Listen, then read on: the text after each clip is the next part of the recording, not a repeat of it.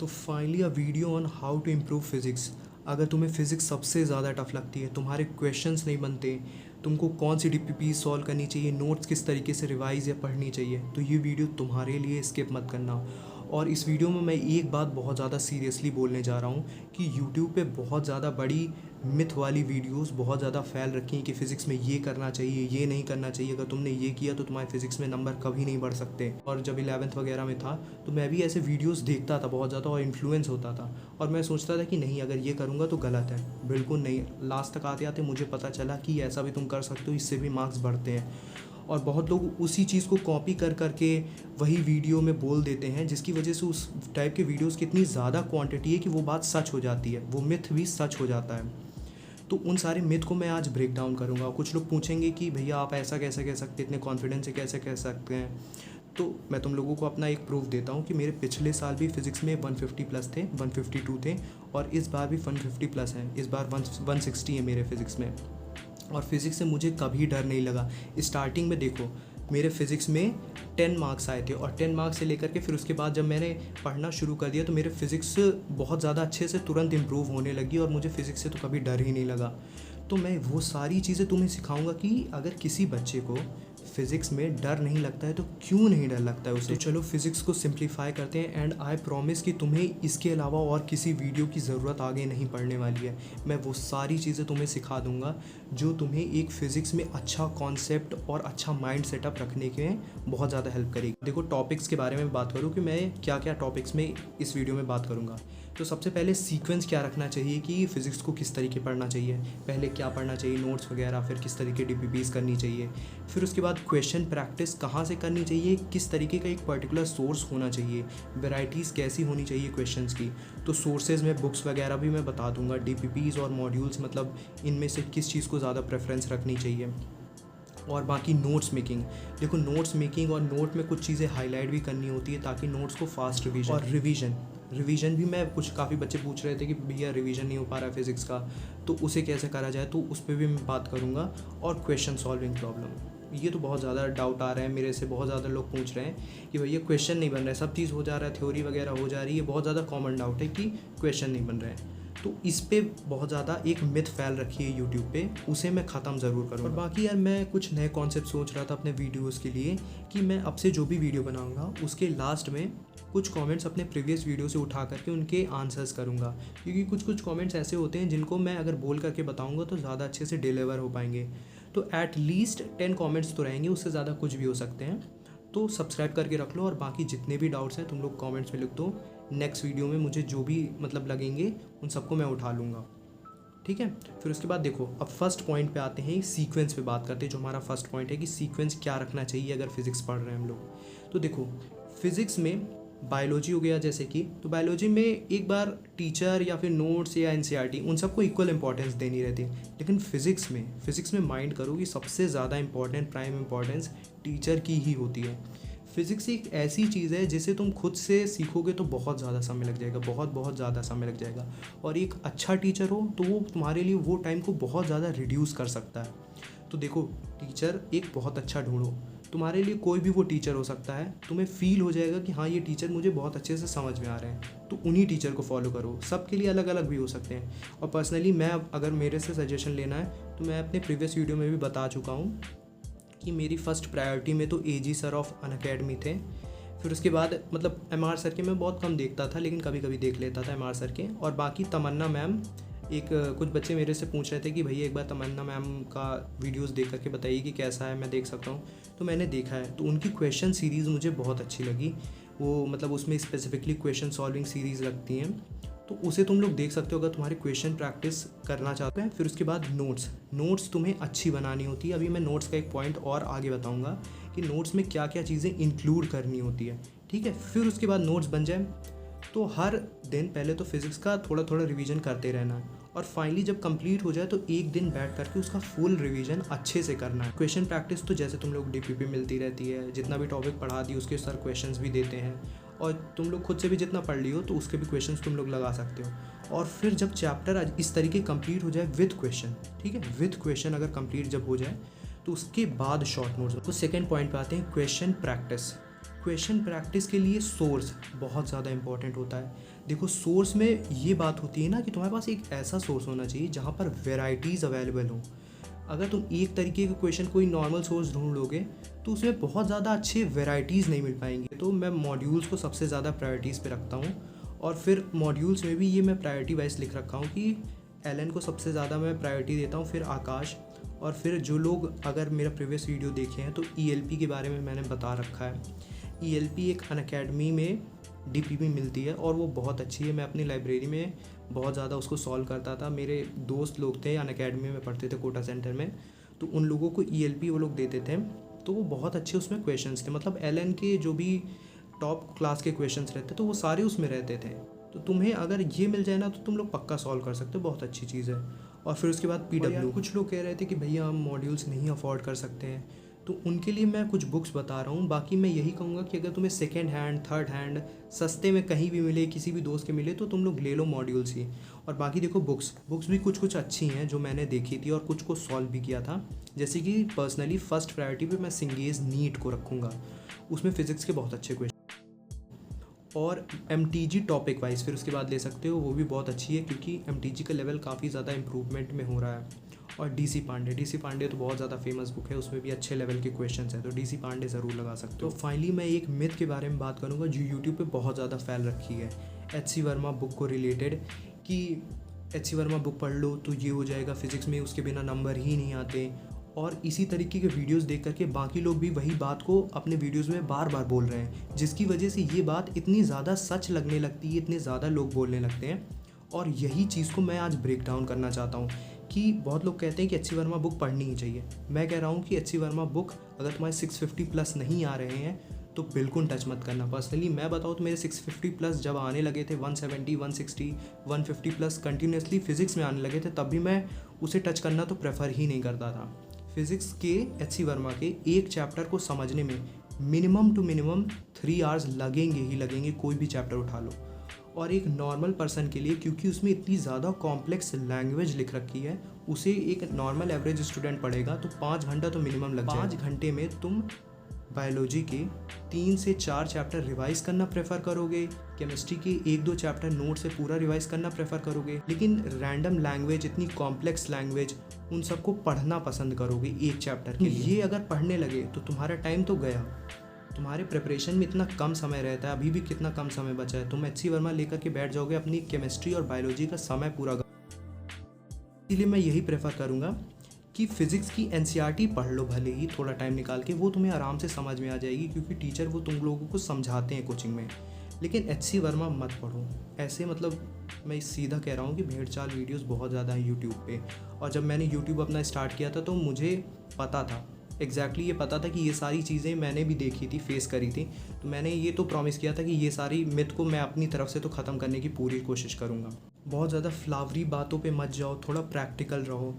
और देखो प्रैक्टिस थोड़ी ज़्यादा करो, क्वेश्चन प्रैक्टिस फिज़िक्स में, ये तो बहुत ज़्यादा बेसिक पॉइंट है, सबको पता होता है। और एक सब्सटीट्यूट बताता हूँ, अगर तुम्हें HC वर्मा पढ़नी ही है, उसके लेवल के क्वेश्चंस करने ही है ना, तो सबसे बेस्ट ये रहता है तो JEE मेन के टॉपिक वाइज क्वेश्चन की एक बुक खरीद लो, बहुत ज़्यादा इजीली अवेलेबल है इंटरनेट पे। और बाकी अगर ना मिले तो तुम लोग इंस्टाग्राम पे मुझसे पूछ लेना, मैं तुम लोग सर्च करके बता दूंगा एक बेस्ट बुक। और बाकी देखो एक बुक के बारे में बात करना चाहूँगा जो हम लोगों को LN में मिली थी, वो थी असर्शन रीज़न की प्रैक्टिस करने के लिए एक्स्ट्रा एज नाम करके, फिज़िक्स की LN की एक बहुत अच्छी बुक मिली थी। देखो अब असर्शन रीज़न बहुत ज़्यादा आने लगे, तो उन लोगों ने अब की साल से ही ये बुक देनी स्टार्ट करी थी और बहुत ज़्यादा अच्छे क्वेश्चन थे। ऐसे तुम HC वर्मा पढ़ोगे, लाइन से डायरेक्ट क्वेश्चन नहीं आने वाला, लेकिन इस बुक में NCERT की लाइन से क्रिटिकल पॉइंट्स जितने भी उन सब के असर्शन रीज़न क्वेश्चन बना रखे थे। देखो मैं एग्जैक्ट नहीं कहूँगा कि यही क्वेश्चन आ जाएंगे एग्जैक्ट, क्या पता आ भी जाए, क्या पता नहीं भी आए, लेकिन प्रैक्टिस करने के लिए बहुत ज़्यादा अच्छी बुक है।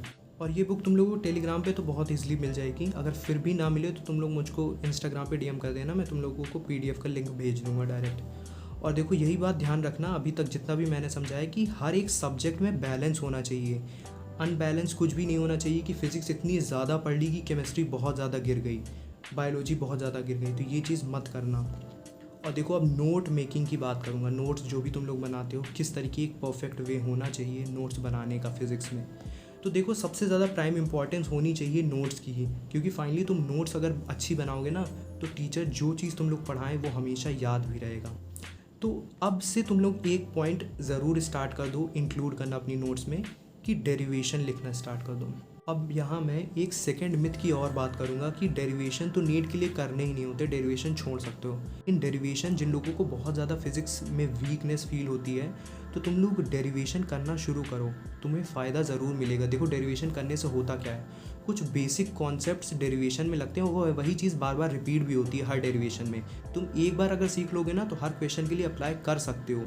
और इसी से मैं काफ़ी फार्मूले भी क्रिएट कर लेता था। अब मैं एक चीज़ की एनालॉजी बताता हूँ। जब मैं पढ़ता था तो हमारे एक फ़िज़िक्स के टीचर थे और एक दूसरे फिज़िक्स के टीचर थे। एक फ़िज़िक्स के टीचर ने हम लोगों से कहा था कि बेटा देखो डेरिवेशन वगैरह नीट के लिए इतने ज़्यादा इंपॉर्टेंट नहीं होते हैं, बोर्ड्स वगैरह के लिए होते हैं, तो तुम लोग उसे छोड़ दो, मैं नहीं करा रहा हूँ तुम लोगों को। वहीं दूसरी तरफ एक टीचर थे, वो भी अच्छा पढ़ाते थे, बहुत अच्छा पढ़ाते थे। उन लोगों ने कहा था, वो सर ने कहा था कि बेटा देखो डेरिवेशन मैं साइड में दिखा रहा हूँ, तुम लोग एक बार देख लो, हमेशा फ़ायदा ही होगा अगर तुम लोग डेरिवेशन देखोगे। कुछ ना कुछ पॉइंट इंपॉर्टेंट ज़रूर रहता है डेरिवेशन में। अब देखो तुम तो टीचर की बात मानते हो, सारी बात मानते हो, बताओ दोनों बात तो टीचर ही कह रहे हैं, किसकी बात मानोगे, है ना। तो फाइनली मैंने ये वाले सर की बात मानी थी और डेरिवेशन लिखना स्टार्ट कर दिया था। और फाइनली उसके बाद से ही मुझे फ़िज़िक्स और ज़्यादा इजी लगने लगी। कुछ बेसिक स्टार्टिंग में मुझे लगा कि डेरिवेशन तो बहुत ज़्यादा टफ होते हैं, लेकिन स्टार्टिंग में थोड़े थोड़े डेरिवेशन करते करते करते करते मतलब डेरिवेशन भी याद हो गया। और कोई फार्मूला अगर भूल गया मैं एग्जैक्टली कि टेस्ट में याद ही नहीं आ रहा, तुरंत डेरिवेशन मिनट में अगर उस क्वेश्चन के लिए बचा लिया, 1 मिनट भी बचा लिया, तो डेरिवेशन करके पूरा फार्मूला डिराइव कर लेता और वो क्वेश्चन फाइनली हो भी जाता था। और इसी वजह से कुछ कुछ क्वेश्चन में डायरेक्ट फार्मूला नहीं लगता है। तुम लोग को पता होगा कि बहुत ज़्यादा टफ क्वेश्चन रहते हैं तो उसमें डायरेक्ट फार्मूला नहीं लगता है। अगर तुम्हें डेरिवेशन पता हो ना तो अपने आप पूरा का पूरा जो भी उसका फॉर्मेट होता है ना अपने आप दिमाग में आ जाता है। तो ये चीज़ कर सकते हो। और बाकी जब भी तुम लोग नोट्स बनाया करो तो हाइलाइटर यूज़ किया करो, जब भी रिवीजन करा करो तो हाइलाइटर कर सकते हो यूज़। और बाकी तुम लोग कमेंट में बताना अगर तुम लोगों को नोट्स वगैरह किस तरीके हाईलाइट करनी चाहिए, उस पर वीडियो चाहिए तो मुझे कमेंट में बता देना। और देखो मल्टीपल वेज होते हैं क्वेश्चन सॉल्व करने के, ये एक बहुत अच्छा तरीका है। अगर तुम किसी क्वेश्चन को मल्टीपल वेज में सॉल्व कर पा रहे हो तो तुम फिज़िक्स में बहुत ज़्यादा प्राइम लेवल पे पहुंच चुके हो। मैं पर्सनली अगर कोई क्वेश्चन कर रहा हूँ, मैंने जो फॉर्मेट से क्वेश्चन करने की कोशिश करी उस फॉर्मेट से आंसर नहीं आया तो किसी दूसरे फॉर्मेट को लगाया मैंने, ठीक है, उससे आंसर आ गया। लेकिन मेरे दिमाग में हमेशा ये चीज़ स्ट्राइक करती रहती थी कि मेरे पहले वाले फॉर्मेट में ऐसी क्या गलती हो गई कि मैंने उसमें गलत कर दिया। कहीं पेपर में मैं यही वाला फॉर्मेट लगाने लगा और क्वेश्चन नहीं बना तो मैं उस पर तो मतलब काइंड ऑफ अ पीएचडी कर डालता था। हर एक लाइन को देख लेता था, अपने दोस्त से पूछ लेता था कि क्यों गलत है भाई बताओ यार। अगर कोई सॉल्यूशन निकला तो निकला, नहीं तो उसी को देखता रहता था। फाइनली मैं उसको एकदम रिजॉल्व कर लेता था और फाइनली उस फॉर्मेट से भी आंसर आता है तो उसे इस तरीके बिल्कुल छोड़ा मत करो, पूरा सॉल्व करा करो, ठीक है। और जब भी तुम क्वेश्चन सॉल्व किया करो तो क्वेश्चन की पहली लाइन में ही कॉन्सेप्ट लिख दिया करो कि जैसे कंजर्वेशन ऑफ एंगुलर मोमेंटम लग रहा है, कंजर्वेशन ऑफ लीनियर मोमेंटम इस क्वेश्चन में लग रहा है, तो ये सब एक मेन लाइन में लिख दिया करो कि कॉन्सेप्ट है और कॉन्सेप्ट में ये लग रहा है। ये चीज़ मैं हमेशा क्वेश्चन की फर्स्ट लाइन में ही लिख देता था। अब बात करते हैं रिवीजन किस तरीके करना चाहिए। देखो जब चैप्टर कंप्लीट हो जाए ना तो एटलीस्ट 3 फुल रिवीजन तो देने ही देने हैं तुम्हें। और बाकी हाईलाइट तुम्हें नोट्स को करना है, जैसा कि मैंने बताया पहले रिवीजन में कभी भी हाइलाइटर यूज़ मत करना। जब भी तुम सेकेंड टाइम के लिए रिवीजन आओ तब हाइलाइटर यूज़ करना। पहले टाइम तुम अगर हाईलाइट करने लगे तुम्हें सब इंपॉर्टेंट लगेगा, पूरी बुक ही तुम रंग डालोगे, तो ऐसा नहीं करना होता है। सेकेंड रिवीजन से अगर तुम करोगे तो तुम्हें पता चल जाएगा कि हाँ मुझे ये चीज़ याद है, ये चीज़ भूल है। और सेकेंड रिवीजन में भी काफ़ी कम हाईलाइट करना। फिर उसके बाद थर्ड रिवीजन में तुम्हें फाइनली पता चल जाएगा कि हाँ यही चीज़ मैं फाइनली बहुत ज़्यादा भूल रहा हूँ, तो तुम लोग मतलब बराबर रंग सकते हो उसे। और फिर उसके बाद शॉर्ट नोट्स बनाना। जब ये चीज़ कर लेना, 3 बार रिवीजन कर लेना, फिर उसके बाद शॉर्ट नोट्स अगर तुम बनाओगे ना तो बहुत अच्छी शॉर्ट नोट बनती है। और कमेंट कर देना तुम अगर तुम लोगों को शॉर्ट नोट्स वगैरह बनाना सीखना है, बनाना मतलब पर्सनली मैं कैसे बनाता था तो मैं उस पर एक डिटेल वीडियो बना दूंगा। इस वीडियो में नहीं इंक्लूड कर रहा हूँ क्योंकि बहुत ज़्यादा लंबा हो जाएगा ये वीडियो, तो वो मैं नहीं करना चाह रहा। और देखो क्वेश्चंस एक आध क्वेश्चन मैं तुम्हें अपनी शॉर्ट नोट से दिखाऊंगा, मतलब नीट में डायरेक्ट उससे क्वेश्चन आया था। वो एक रोटेशन वाला अगर तुम लोग क्वेश्चन याद हो तो मैं अपनी शॉर्ट नोट जब दिखाऊंगा तो मैं दिखाऊंगा कि एग्जैक्ट मैंने वो चीज़ लिख रखी थी।